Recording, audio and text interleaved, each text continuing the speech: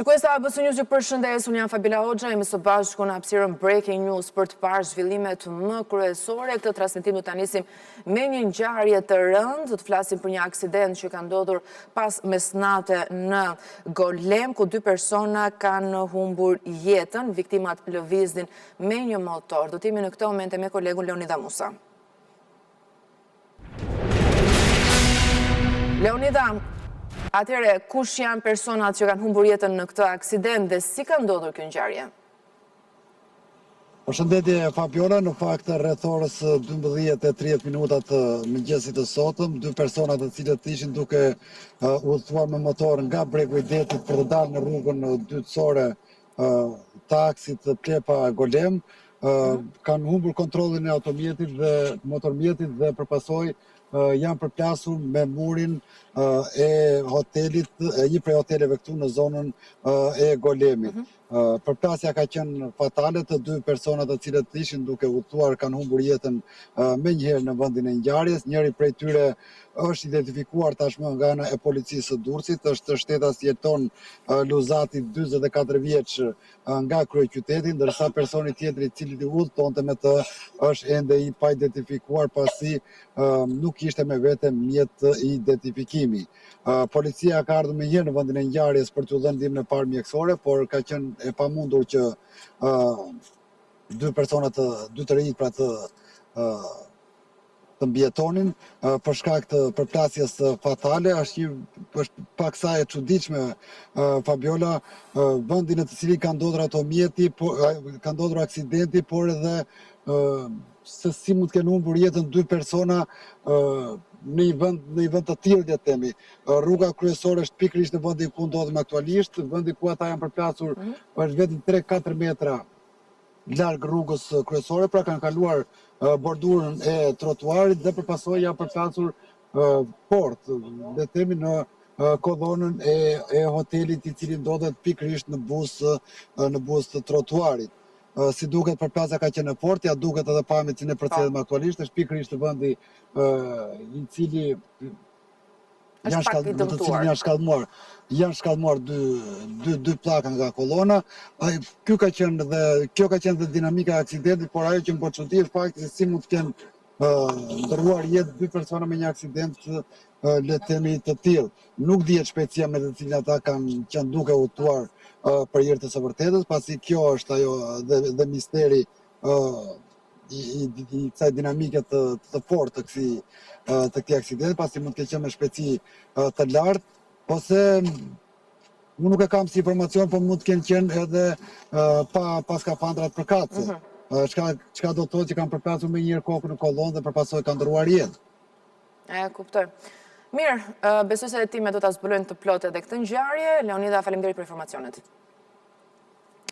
Do të flasim në këto momente për një tjetër ngjarje të rëndë që ka ndodhur ditën mbrëmjen e djeshme në Zhymë të Lushnjës, ku djali vrau nënën e tij, plagosi rënd edhe babain, i cili në fakt është në gjendje kritike për jetën. Ai u arrestua pas kësaj ngjarje në Fier, pasi tentoi të arratise me makinën e të atit, u arrestua nga policia, por që nga momenti i arrestimit e deri në këto momente djali 45 vjeçari që vrau nënën dhe plagosi babain nuk ka pranuar të flasë dhe të tregojë arsyet e këtij krimi. Ne do të jemi me kolegen Valbona Davidi.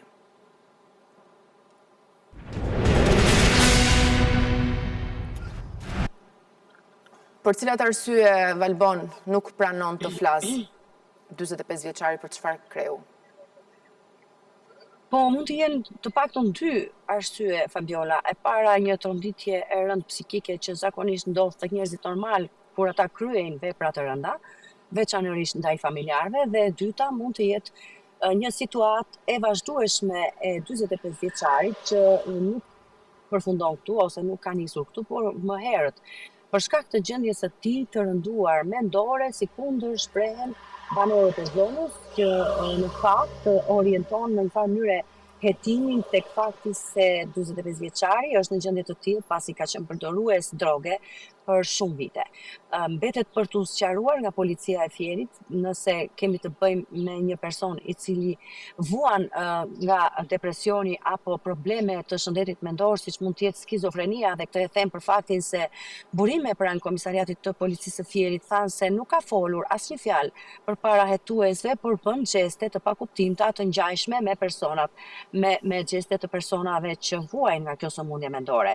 Kështu që mbetet për të sqaruar kjo gjatë hetimit që do të kryej tashmë prokuroria e Fierit, por në zonë banorët flasin pikërisht për një situatë e cila ka qenë e vazhdueshme jo vetëm me familjen e tij, të 45 vjeçarit, pra një situatë konfliktuale për shkak të gjendjes së tij mendore, e cila dyshohet se ka ardhur si pasojë e përdorimit apo ndoshta mos përdorimit të drograve, të cilat ai ka pas përdorur dikur, dhe nevoja për to e ka bërë agresiv, apo thjesht sepse ka kaluar në një fazë tjetër të sëmundjes mendore, siç mund të jetë skizofrenia, por e sigurt është, të paktën nga banorët e familjarë të afërm të familjes Dalladaku këtu në Zhymë të Lushnjës, mësova se ka pasur dy episode të rënda, të cilat e kanë detyruar familjen, i kanë detyruar prindrit dhe të afërmit e 45 vjeçarit Florian Dalladaku ta shtrojnë në spital psikiatrik. Pasi herën e fundit përpara disa kohësh, pasi ka marrë konfirmimin nga mjekët psikiatër se është rikuperuar, është larguar, pra ka dalë nga spitali me vullën e mjekëve se është rikuperuar dhe nuk ka më probleme të tilla. Me sa duket nuk ka ndodhur një gjë e tillë, sepse problemet kanë vazhduar, madje në fshat mësova edhe faktin se përpara disa muajsh 45 vjeçari me një armë gjallë çifte ka qelluar në oborret dhe në ajër të disa banesave në fshat, ngjarje e cila është regjistruar edhe nga policia, por që mbetet për të parë se si ka shkuar, nëse ka qenë një akuzë për të cilën 45 vjeçari do të ndiqej në gjendje të mirë, pra kundravajtje penale në përjetësisja e rendit dhe qetësisë publike, apo ka pasur akuza të tjera të rënda ndaj tij. Vërtet është që të paktën nga familjarët mësova se 45 vjeçari ka pasur edhe konflikte të tjera me prindrit, por nuk kanë probleme ekonomike. Është një familje në fshatin Zhymë, pra që është në gjendje të mirë ekonomike, madje lokali pas shpinës time është pronësi të familjes, i vend me qerak të fundit, ndërkohë që familja ose bashkëshortët Dalladaku kanë 4 fëmijë, 3 djemë dhe 1 vajzë. Djali i fundit 45 vjeçari jetonte me ta prej 9 vitesh, që nga koha kur ishte kthyer nga emigracioni. Pra, po thua, Valbon, që më herët nuk ka qenë një rrezik për prindërit, sipas familjarëve?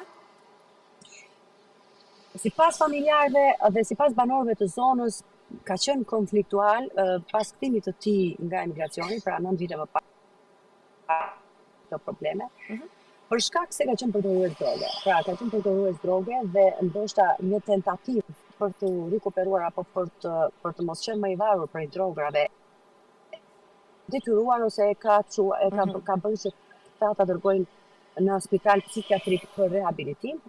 Por me sa duket gjendja është përkeqësuar, sepse konflikti ose agresiviteti i 45 vjeçarit është shfaqur edhe në fshat.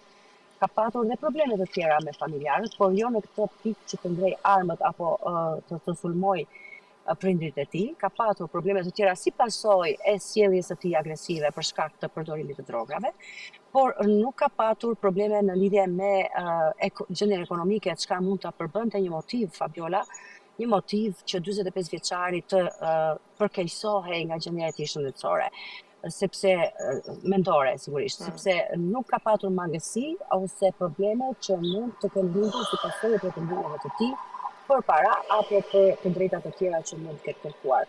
Thjesht ka qenë agresiv si pasojë e përdorimit të drograve për një kohë shumë të gjatë, madje kjo ka qenë arsyeja sipas banorëve që familjarët e kanë kthyer në banesën e tij në fshatin Zhymë përpara 9 vitesh dhe nuk e kanë lejuar më që të emigrojë. Në fakt, në emigracion ka punuar, ka jetuar i pavarur dhe ka punuar, por njëkohësisht është kthyer në përdorues droge. E kuptoj.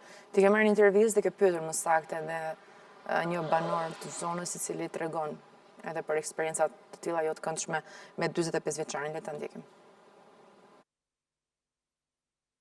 Shumë qetë është familje e mirë, punëtare, po ky djali thonë që ka qenë pak jeshu me probleme mendore. Këta e qunë vjetë nuk e të qunë në pasante këjo.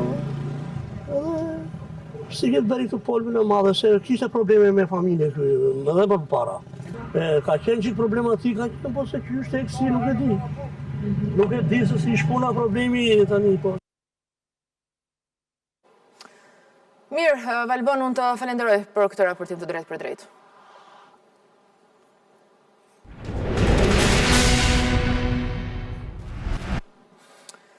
Shqipëria socialiste është vizioni i ri i kryeministit Rama pas takimit 2 ditor në Pogradec. Shefi i qeverisë paralajmëroi nisma për strehimin dhe planin për të kontrolluar çmimet e produkteve bazë, ndërsa për administratën mesazhi ishte i prerë. Kush nuk përmbush objektivat, largohet. Konkretizimi i këtyre ndryshimeve pritet në shtator. Reflektimet, mësimet, protesta dhe mangësit kanë nxjerrë një konkluzion Shqipërinë sociale. Ky është vizioni i ri i kryeministit Rama në fund të retratit në Pogradec, pas takimeve me qeverinë, drejtuesit e Partisë Socialiste dhe ata të administratës publike. Jemi përqendruar tek krijimi i një jetëzinxhiri i Shqipërisë sociale. Sot një Shqipëri sociale është jo thjesht e rëndësishme sepse ka qenë gjithmonë, po fillon të bëhet e mundshme. Më shumë se deri më sot, sepse janë shtuar mundësitë. Si hap të parë të këtij vizioni, Rama paralajmëroi një paketë nismash për strehimin dhe kontrollimin e çmimeve të ushqimeve bazë në Shqipëri. Ku mbase ai më i spikatur do të jetë programi i strehimit. Për faktin që vjen si një gjë krejtëre, deri tek një sër programesh të tjera që prekin faktikisht disa sektorë. Jetojmë në një sistem ku nuk kemi asnjë eksperiencë, asnjë praktik të përcaktimit të çmimeve nga shteti, kjo është e pamundur, por kemi një plan për të bërë transparencë për qytetarin lidhur me çmimet e ushqimeve bazë. Rama foli sërish për pasqyrën Albania, krijesa e parë e dokumentit BESA, tha se do të përfshijë një gamë më të gjerë shërbimesh nga çfarë është menduar deri tani. Kemi konsoliduar disa pozicione, qoftë lidhur me raportin qytetar-shtet dhe shtet-qytetar, dhe këtu kam parasysh qeverisjen ekzekutive, por edhe shumicën parlamentare, baza teknologjike të marrëdhënies i Albanian dhe bashkëqeverisjen, të cilave do t'i shtohet dhe pasqyra Albania, që do t'jetë dritarja e vetme unike ku qytetari do të drejtohet. Në fund Rama nuk harroi pa komentuar edhe protestën, injoroi grupimin aktual, por tha se mësimet u nxorën që në muajin qershor.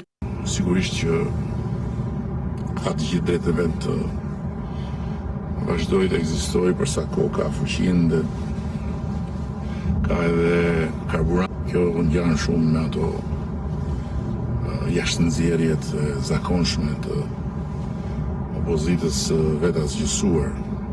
Flas për njerëz cilët i çoj aty nevoja për të bashkuar zëri dhe për të thënë sot ne meritojmë më shumë. Ky është elbi.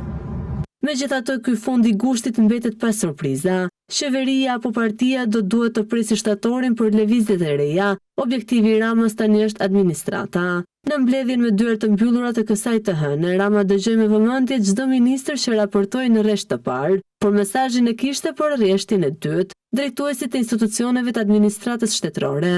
Kush nuk ka arritur objektivat sipas kryeministrit duhet të largohet dhe të fillojë një etapë e re me rifreskim të administratës, më në krye dokumentin BESA. Në rezidencën qeveritare në Pogradec, kryeministri priti dhe disa qytetarë që shkuan për të treguar shqetësimet e tyre. Nga pronat tek legalizimet, ata i thanë shefit të qeverisë se nuk kanë arritur të zgjidhin këto probleme ndër vite, ndërsa Rama dëgjonte hallet e tyre në takimin që ka qenë i pranishëm edhe bashkiaku i Pogradecit. Edi Rama po e nis vetë besën me qytetarët, edhe këtë të hënë rreth vilës qeveritare në Pogradec, shkuan disa qytetarë jo vetëm për të takuar Raman, por në kërkim të zgjidhjes së problemeve të tyre.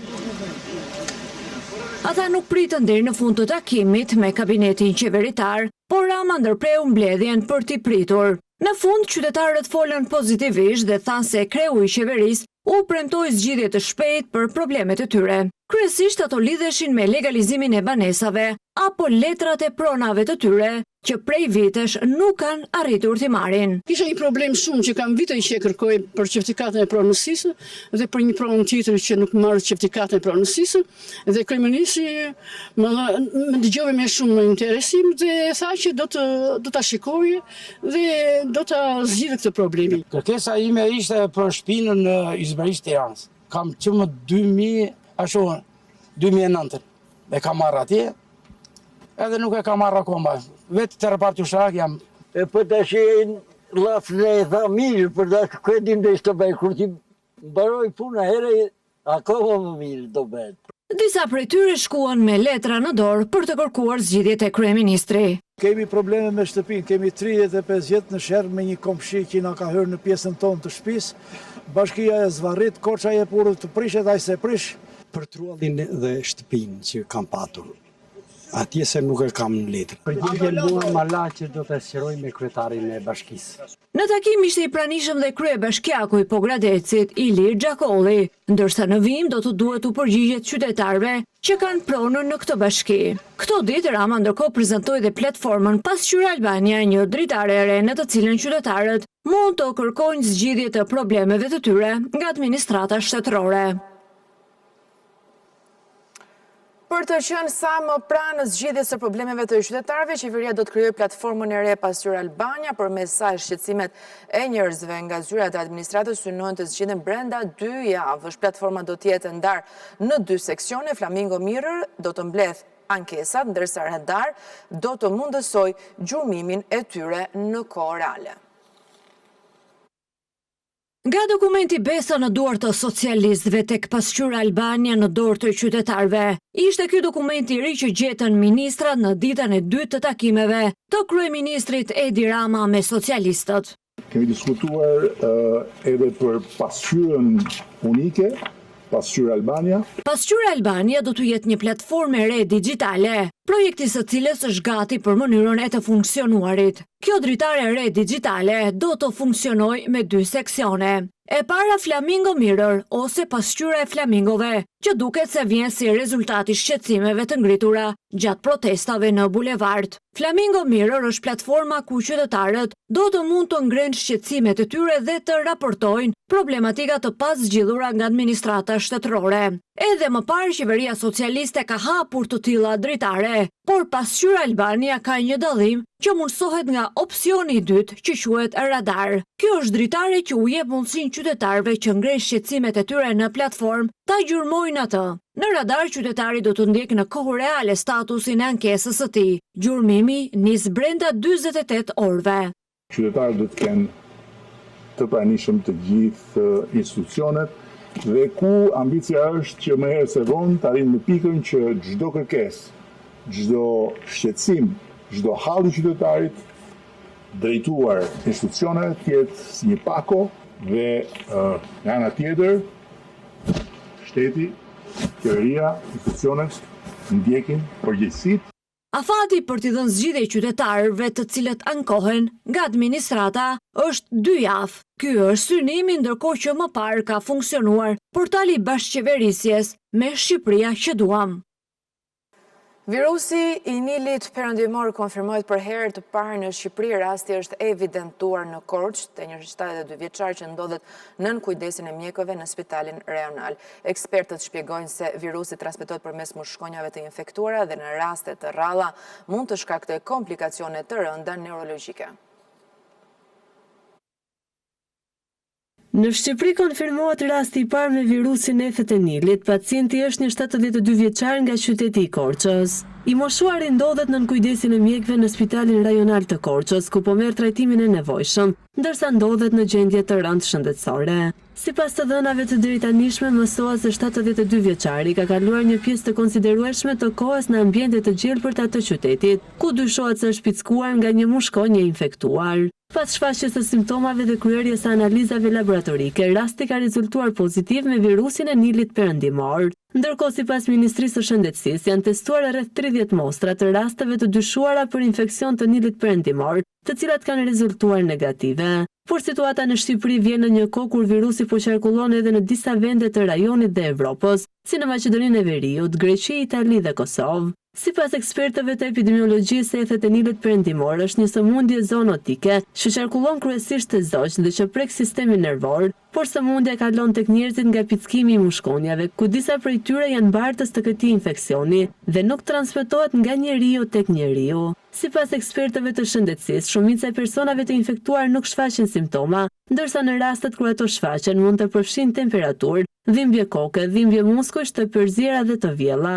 Në një numër të vogël rastesh virusi mund të prek sistemin nervor dhe të shkaktojë forma të rënda të sëmundjes. Pas konfirmimit të rastit në Korçë, epidemiologët dhe specialistët e shëndetit publik po hetojnë situatën në qark për të evidentuar praninë e mushkonjave që mund të transmetojnë virusin. Në Shqipëri, ethet e Nilit janë dokumentuar edhe më parë. Në vitin 2024, sipas Ministrisë së Shëndetësisë, janë raportuar 107 raste të konfirmuara dhe 50 raste të mundshme, ndërsa në vitin 2025 janë raportuar vetëm 2 raste të konfirmuara.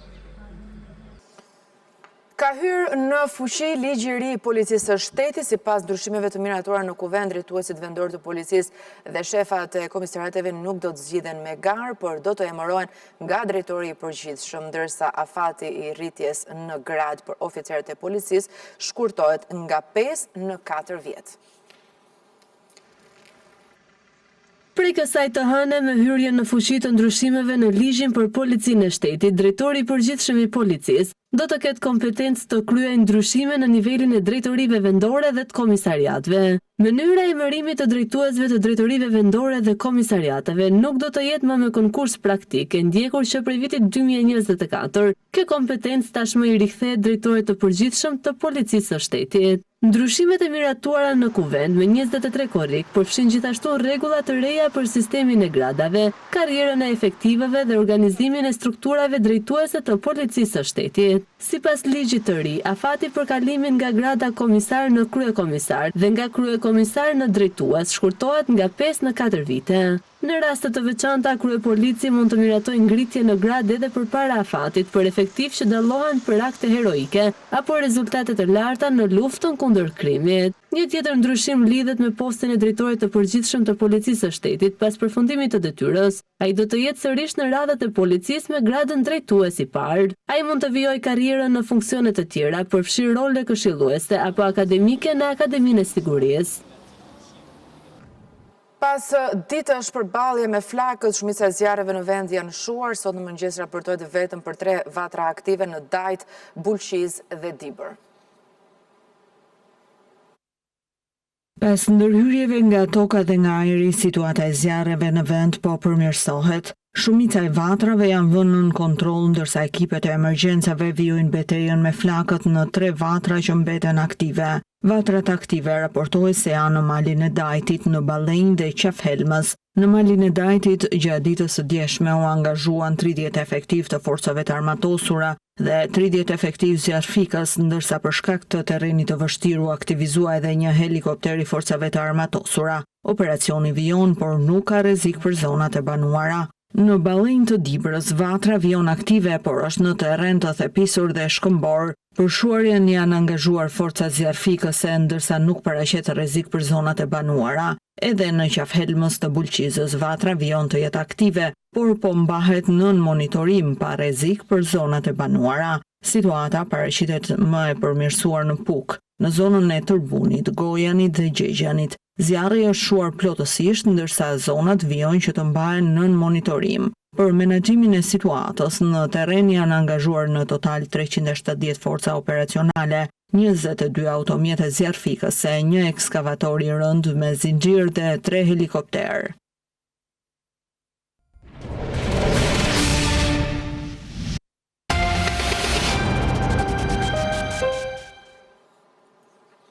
Jemi rikthyer në studio, vijojmë me lajmet. Qeveria e Albin Kurtit i ka dhënë gati gjysmë milion euro nga buxheti i shtetit një ndërmarrje publike në Serbi për riparimin e vagonëve të trenave të Kosovës. Kontrata për këtë bashkëpunim është lidhur pas ngjarjes së Banjskës që shënoi një përplasje të fortë me Serbin, por që për Kurtin duket se nuk ka qenë e tillë. OPOZ në Kosovë akuzon Kurtin për paratë që i ka dhënë Beogradit për punë e kontrata që kanë pasur dhe alternativa të tjera bashkëpunimi, siç ka ndodhur më herët me Kroacinë.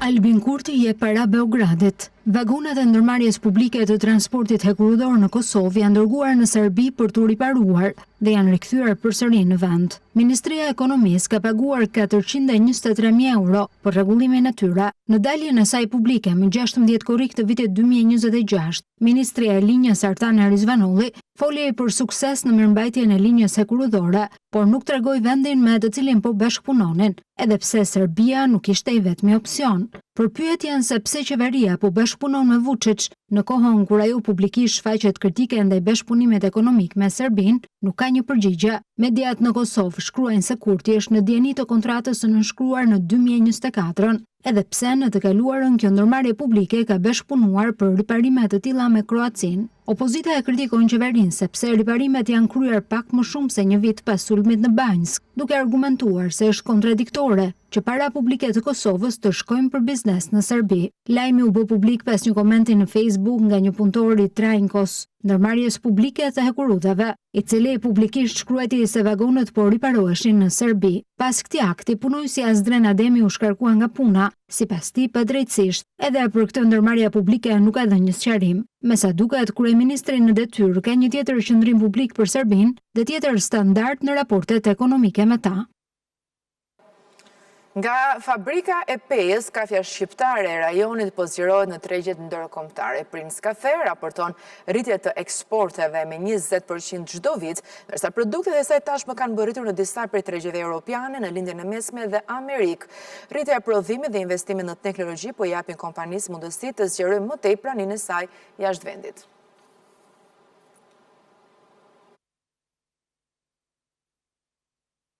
Zvicër, Kroaci, Gjermani, Evropë, lindje mesme, Amerikë. Fabrika e Prince Cafe, pjesë e Devoli Corporation, është duke përjetuar ndoshta stinën më të suksesshme me eksporte. Rrugtimi i Prince Cafe po thyen kufijt për ditë, duke quar shijen për te tyre. Këto qindra paketa kafeje Prince ngarkohen në kamion të shumt për të nisur drejt destinacioneve jashtë Kosovës. Aktivitet ky i përditshëm që i bën produktet e Prince Cafe të pranishme në çdo cep të botës. Pas çdo pakete që largohet nga magazinat e fabrikës, qëndron një proces i kujdesshëm, ku çdo detaj kontrollohet për të garantuar cilësinë e brendit ikonik të kafes nga Devoli Corporation. Gjatë sezonës së verës, eksportet janë zgjeruar në shumë vende evropiane, sidomos në Zvicër, Austri e Kroaci. Aktualisht jemi duke eksportuar për zinxhirin e marketeve Plodine në Kroaci me brendin e tyre Monaco, si dhe për zinxhirin e marketeve Kaufland me brendin ton Prince. Gjithashtu edhe për Zvicër, për Maqedoni, si dhe për Bosnjë dhe Hercegovinë. Eksportimi i produkteve të kafes, që rritet 20% çdo vit, ka lënë Evropën duke ushtrirë edhe në kontinente të tjera. Devoli Corporation me brendin e saj Prince Cafe eksporton në Europë, lindjen e mesme dhe në Amerikë, eksporton në më shumë se 40 shtete në mbar botën. Suksesin në tregtinë ndërkombëtare e sjellin rrisit e vazhdueshme në prodhimtari. Prince Cafe ka rritje të eksportit çdo vit, rritje të konsiderueshme për shkak se ne gjithmonë çdo vit ose mos them brenda vitit sjellim produkte të reja, gjë që i hap rrugë brendit ton që të jetë prezente në markete të ndryshme të botës. Inovacioni në teknologji bashkohore ku prodhohet kafeja e ka bërë produkt të preferuar për konsumator vendor e të huaj. Arsyeja pse ne kërkohemi në tregjet botërore, mund të them, është se ne si fabrik përdorim teknologjinë më moderne për prodhimin e kafes, duke filluar nga kafja turke, espresso, kapsula, instant coffee etj. Gjë që mundson brandin tonë, ose më mirë të them, na mundson neve që të prodhojmë për private label, për rrjete të ndryshme të marketeve ose zinxhire të ndryshme të marketeve, si dhe për brandin tonë Prince. Nga fabrika moderne në Pej, me kapacitet 40.000 ton në vit, Prince Cafe shërben mbi 350.000 klient në muaj.